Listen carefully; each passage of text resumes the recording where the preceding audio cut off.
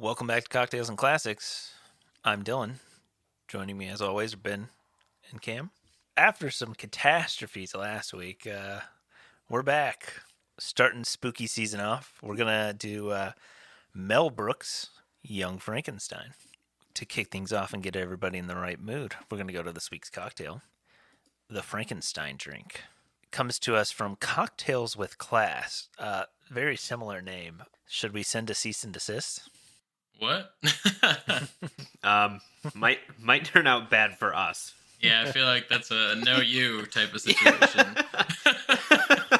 Hey, Oh, shit, they have they- 0 ratings on their blog page. They So. they sent us an Uno reverse card. We're fucked. Also, copyright 2022. Yeah, they're getting a cease and desist. Okay, they update the copyright every year, probably on their website. It's just automatic. Like it just says copyright current year on the website. Cease your operations now.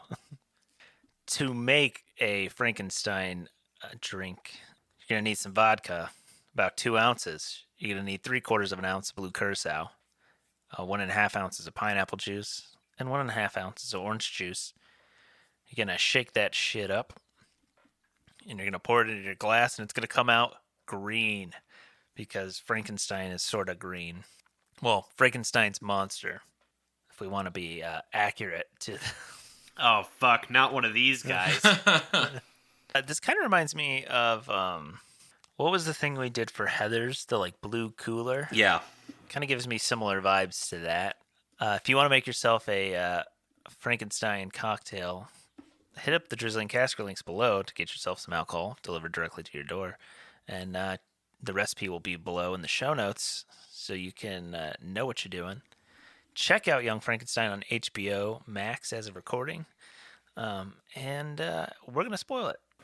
Say, I don't know how much there is. There's a couple factors in making this movie hard to spoil. One, it's from 1974. Yep. 2, it's pretty much the story of Frankenstein. So like, kind of hard to be like, oh hey, here's this crazy thing that happens. Frankenstein. Yeah. Young Frankenstein is a 1974 comedy film directed by Mel Brooks, written by Gene Wilder, Mel Brooks, and Mary Shelley. She didn't actually write the screenplay, but it was inspired by her novel, Frankenstein. Currently sits at an 8 out of 10 on IMDb. It was nominated for 2 Oscars. Best Writing, Screenplay Adapted from Other Material, and Best Sound. And it's the story of an American grandson of the infamous scientist Frankenstein struggling to prove that his grandfather was not as insane as people believe. He's invited to Transylvania where he discovers the process that reanimates a dead body. It stars Gene Wilder, Madeline Kahn, Marty Feldman, Peter Boyle, Cloris Leachman, Terry Garr, Gene Hackman was in there. I'm sure Ben's got some tie-ins to something. Well, I mean, there's a lot. Cloris Leachman, always famously in my heart for playing Malcolm's grandma in Malcolm in the Middle. Yes. Peter Boyle, Raymond's dad. Everybody loves Raymond. When Cam and I were watching, I was like, God, the monster looks so familiar. Who is he? And Cam like looked it up, and he's like, he was in Everybody Loves Raymond. I was like, oh shit, yeah, he was his dad. Yeah. Because he's got the hair piece on and stuff, so he looks a little deformed and different, but like you can tell that it's him. Okay, this one's kind of cool. I'm looking at IMDb here. So in the beginning, when that like doctor says something to Frankenstein, and Frankenstein kind of like freaks out, the young guy. Mm-hmm. He was the voice of Brainy Smurf in the Smurfs. Kind of cool. And then the occasional, you know how it was back in the day. You were just kind of a character actor. You did every sitcom, TV show, drama. You did your episode on MASH? No, because he was in the movie MASH. Oh. What a flex. Oh shit. You thought you were memeing him, but he hit you with the meme. Is the MASH movie any good, Ben? Yeah. It's good. It's It's more true to the novel than the show is. The show's a lot more loose, like using the novel kind of just for the characters and the characterizations. Whereas the movie is a lot more of a true adaptation. I think the show's better, but I also think it's easy to find your footing and be better when you have 30 fucking years worth of shows to do it versus an hour and a half or 2 hour movie. Oh wait, so it's completely different people in the. Yeah, it's not the same cast. Oh. No, Weird. Donald Sutherland plays Hawk. There's one cast member that's the same, and that is Gary Berghoff, who plays Radar. Yep. I hadn't seen this movie. Cam, had you? No, I have not. Ben, I'm sure you've seen this thing like a million times. You've never seen this movie? Never seen it. Wow. Wow. After you like forced us to watch Blazing Saddles, I was expecting this one to be like. One, I still like Blazing Saddles. I like the movie. Whatever, cancel me. Don't care. No. Maybe, but no. No, I've never seen this movie. I just look. I'll say it. We're in year 3. We in year 3 of this thing? This bad boy? This is our third Halloween. Something like that. Yeah, that's right. Yeah, well, yeah. Yeah, that's right. All right, I'm gonna let you boys in on a secret. I don't much care for scary movies. Oh, I don't either. I think they're usually bad. It's not even a quality thing. I just don't really care for them. And I thought, to get kind of ease our way into it, let's start with just kind of a fun Halloween themed movie. And I'd be not fine one with not watching any in October ever. I don't like them either. I don't know. I'm okay with I get it. And I don't fully hate them. They're just not my thing. So when it was like, oh, let's pick a movie to watch, I was like, well, I need to ease my way into some spooky shit. So let's start with something that's not super spooky. Apparently, Hannah told me that her dad loves this movie and would play it all the time. So she was surprised when I had not seen it. I feel like my dad loved this movie. I don't think maybe we did have it on DVD, but I'd never seen it. I think he watched it with my brother. But what were your expectations going in, Ben? As somebody who likes Mel Brooks, I feel like am I correct assuming that you like Mel Brooks quite a bit? Oh yeah, that's fair. Okay, I do. Right. I enjoy. What were your Mel Brooks expectations going in? To be honest, I was expecting, for what this movie gave us, I was expecting more Mel Brooks, if that makes sense. I was expecting more kind of cutaway, off the cuff, random. Because, you think of Mel Brooks, you think of Blazing Saddles, Spaceballs. You think of those things where it's like the random oddball joke. Yeah. And this movie stayed kind of like on point a lot more than I was expecting a Mel Brooks movie to. Don't get me wrong, there was still the random, like, weird, off-the-cuff type jokes. Yeah, or, the things like the hunch, or the hump on the shoulder. It's like hollow. Switching. Things like that, to talk about the fact that the creature would have a giant schwanz. That's classic Mel Brooks.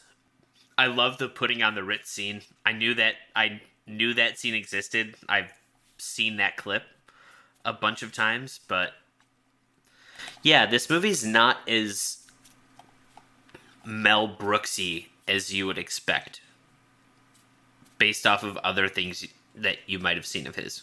Which maybe that's why it's his highest rated one. It's because it was the most narrative driven, straightforward one. It does kind of go off the rails a little bit towards the end, I will say. When everyone's banging the monster, or I kind of agree with that. I feel like I was expecting a little bit a little bit more like out there, like a little more oddball. But I think it. I don't know. I think I liked it a little bit more because it kind of stayed on the tracks. Like it was still like there was still plenty of humor and cracking the jokes, but I think I did like that it kind of like stayed kind of with the story and kind of saw it through for the most part. Cam, what did you expect? You'd seen Blazing Saddles. You're a Spaceball boy. Um, what were you like? You were like, is it going to be Spaceballs but Frankenstein, or is it going to be Blazing Saddles but horror? Yeah, I don't know. Yeah, I mean, obviously calling it horror is pretty.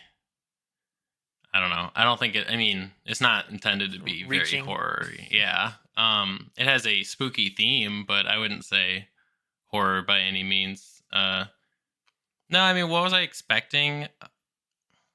It's hard to tell because I was expecting something when I watched Blazing Saddles, and it wasn't really that from having watched like Spaceballs. But then it's just kind of like, well, okay, I don't really know what to expect going in to this, and I guess it was about what I expected. Like I thought the movie was fine. Like it had funny moments. It had a fair amount of funny moments, but it wasn't like back to back jokes or like gags and stuff like that a lot. Like there were some chuckles, but it wasn't like there wasn't anything that I was like a lot of times was like, wow, that's hilarious. You know, I will say the scene of them doing the musical part was funny, but that was probably the funniest part, I think, of the whole movie. Yeah, I like Gene Wilder. I think he's really good. I don't know if his comedy's for me, if I'm being honest with you. After seeing some of his stuff, I don't know if it's for me. I think Marty Feldman carries a lot of the scenes as Oh, Igor. for sure. I think he's the. Like, I was going to say, I think that if there is any character who's supposed to be like the zany off the wall comedy relief, not relief, but you know, I think it's Igor for sure. Igor. Yes, Igor. so many of his bits were just so dumb that you can't help but laugh. I did love well, it could be worse. It could be raining. Yeah. Immediately starts raining. Just the look Gene Wilder has on his face of like, are you fucking kidding me? The one I liked was something to do with like his humpback, but then he does like the drum, like the badoots. Yeah. I think he just had the best lines in the movie. Like the werewolf. Werewolf? There. What? There. Wolf. There. Castle. Why are you talking that way? I thought you wanted to. No, I don't want to. Suit yourself. I'm easy. It's just like, all right. The one where he's like, I'll never forget my old dad when these things would happen to him. Things he would say to me. What did he say? Oh, what the hell are you doing in the bathroom day and night? Why don't you get out of there and give somebody else a chance?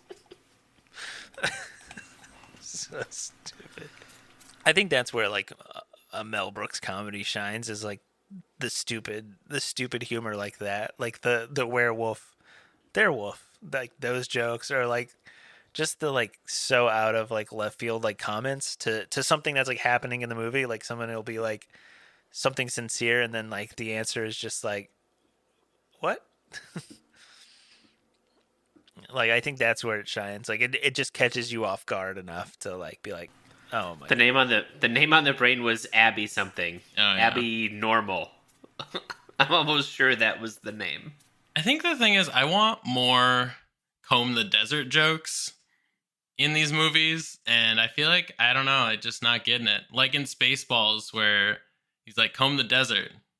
What? Yeah, I said comb the desert, and then it pans to them just like literally going over the desert with these giant combs. It's like, I want that type of joke. I don't know. I feel like I want that humor, and I don't know. It's just not there as much. Seems like. I don't know. They did have Yeah. You want prop humor. You want Carrot Top. That's not what I said. It's Yeah. But it's what you said, which is basically like something happens and then in the next scene or like immediately after something else happens and it catches you off guard and it's like, you know, funny. I just feel like it doesn't happen enough. Like, I feel like the type of humor he's going for is to try and like surprise you a little bit with what's happening, and it's not like, I don't know. Yeah.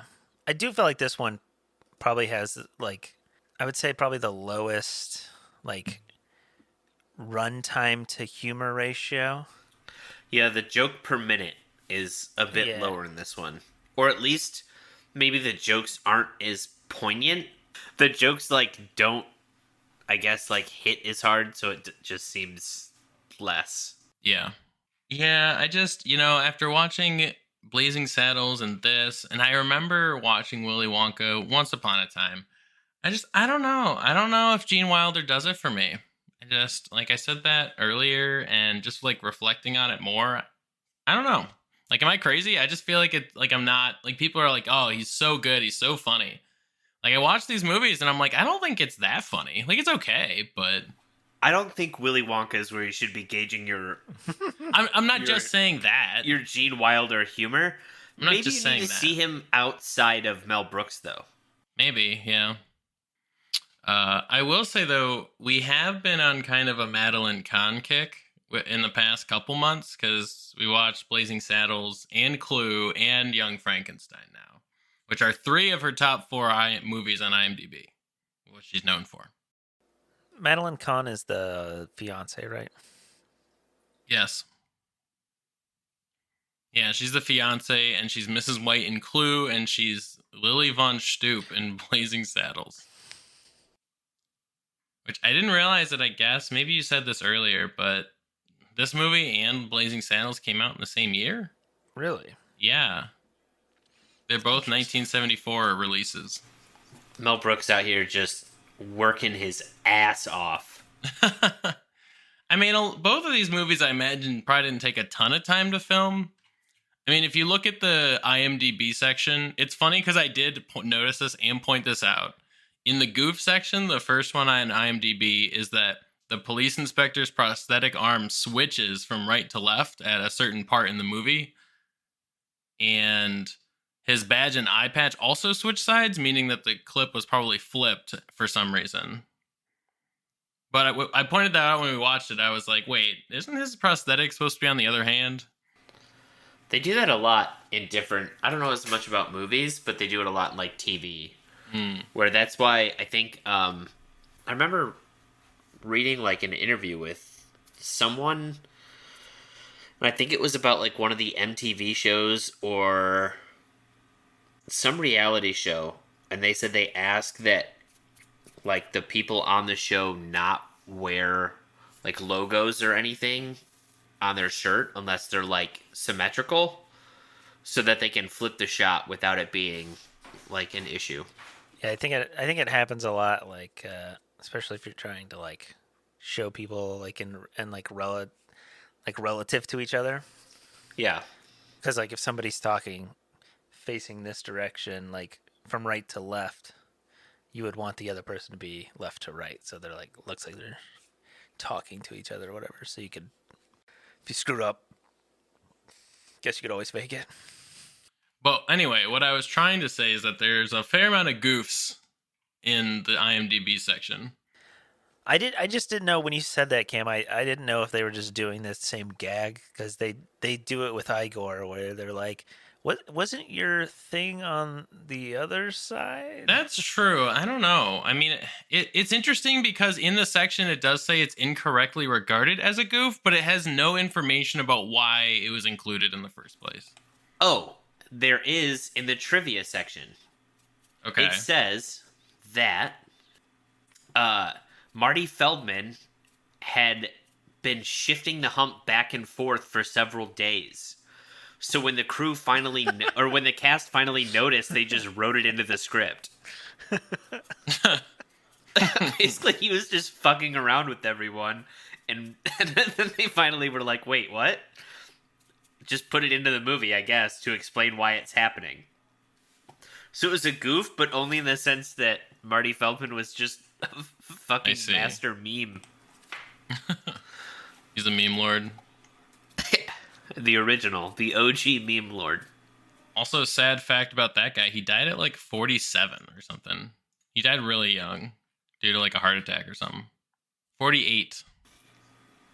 Ooh. Like, damn, that's so young. Wow. So yeah, he died of a heart attack, Cam. A massive heart attack caused by shellfish food poisoning. Oh my god. Dude died from shellfish? Gave someone food poisoning so bad that they fucking died? That's insane. That's pretty fucking rough. Yeah, it's another reason not to eat seafood. When Gene Wilder signed on to do Blazing Saddles, he said that he would do it, but the next movie Mel made had to be like his movie idea, and his movie idea was Young Frankenstein. Interesting. Okay. So he, I think, came to Mel Brooks like with a lot of the like movie idea done, and then they kind of just hammered out the actual screenplay. Interesting. Okay.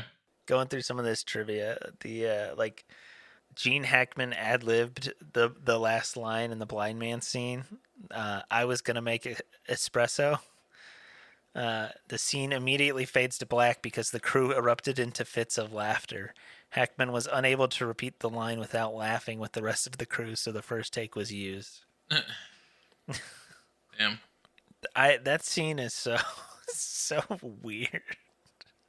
Like that is the Mel Brooks like trademark scene to me, is that one where it's just like out of the blue some random character gets inserted. Man, I really wish I had somebody to spend these last moments with. Shows up. Have a whole bit together for about 5 to 10 minutes. It's like the Family Guy type scene, and then just dip out. Yeah, that's Mel Brooks reminds me very much of like the Family Guy type of like, oh, let's just cut away to some random joke, but I guess we'll make it work. I guess Mel Brooks added scenes to continue shooting because they didn't want to stop making the movie. According to this, they were like, oh yeah, we're enjoying it so much, we just added shit to shoot again. I'm like, okay, weird. So I did see where they said the original cut of the movie was like twice as long, and they had to cut a shit ton out. They said for every joke that hit, there were like 3 that didn't. So they had to cut just a bunch. Well, even this one says, where the hell did that go? In a deleted scene, the monster has a bar mitzvah and is referred to as Young Frankenstein. A musical number was also filmed that included the song, quote, I Want to Be a Banker. What? Wow. Sung by the monster? Or? That's all it says. It just included a musical number that said, I want to be a banker. Did you see this that says in 1974, Aerosmith took a break from a long night of recording to see the film? Steven Tyler wrote the band's hit Walk This Way the morning after seeing the movie, inspired by Marty Feldman's first scene, the Walk This Way scene. Okay, I 1% inspired by that, 99% inspired by drugs and alcohol, by copious amounts of cocaine. Yeah, and probably prostitutes and underage prostitutes, most likely. Well, maybe not prostitutes. I don't know, but yeah. I wonder if Marty ever like got a shout out for it. Like, do you think he's like in the liner of like the album? Oh. I would bet not. You don't think Steven Tyler's giving out shout outs in the liners? No. Sure, he's giving out other things, but probably not shout outs in the liners. Do tell. What? What has been? What'd you say? I mean, I like Aerosmith, but Steven Tyler is a known like child abuser. Like, I like their music, but Steven Tyler's a known, like, yeah, child abuser. Like, I think it was either him. I think it was either him or David Bowie who. All right, I got the answer for you. One of the more bizarre stories of, quote, rock and roll culture, gross way to put it, by the way. Aerosmith rock star Steven Tyler once adopted a 16-year-old groupie, Julia Holcomb, and they dated for 3 years while he was her guardian. It was November 1973. Holcomb had just turned 16, and Steven Tyler was 25. Wow. So, true. Unfortunately. I will say we also never mentioned that all of the like machinery in the lab was the same one that was in like the original from like the 30s. Wow. Because the guy who did the equipment for Universal was still alive and just had the stuff in his garage. Pretty wild. Like, I wonder if he had it set up or if it was just like stored away in his garage. I don't know. It just says Mel Brooks visited him and found out that he had stored all the equipment in his garage. So Mel Brooks made an agreement to rent the equipment, and then he gave the guy a screen credit that he never received for the original films. Wow. None of us had seen this film, surprisingly. So you're going to get a full Goob squad. All three of us are going to give you some fresh ratings. Cam, kick us off. Let All us right. know what you thought. Sure. Yeah, like I said, I thought this was all right. It was funny in parts, but not my favorite movie. Although, as Ben said earlier, I would prefer watching this to most scary movies. I mean, I think that speaks more to how much I don't like scary movies. Not in a sense that like I'm scared by them too much, but more so in a sense that like I don't know. They don't have any appeal to me personally, unless they're also good movies. But this one was decent. It was a fun, lighthearted movie. I'll give it I don't know. Let's give it a 6 out of 10. Let's go with a 7. You know, I think it was funny. I was cracking up. I was never like, you know, like dying of laughter, but it has a lot of great little like quips and bits that are going to make you chuckle. There's a lot of moments where I was like, really? Which, you know, I like doing that, like being caught off guard. I think it's it's kind of cheesy, corny movie. Like, I feel like you're not necessarily going to come in here and be blown away. But I think it's a solid time. It's only, like an hour and 40 minutes? I think it's a solid, like, hour 40. Especially if you're just trying to get in the mood for the spooky season, I'd recommend it. Yeah, I'd agree with that. I think I was right at about I was like 6-7 in that area. I enjoy the fact that this. I guess when I think about it, like you think about the way comedies, like Scary Movie, like the first one that kind of played off of like Scream and other like horror genre tropes.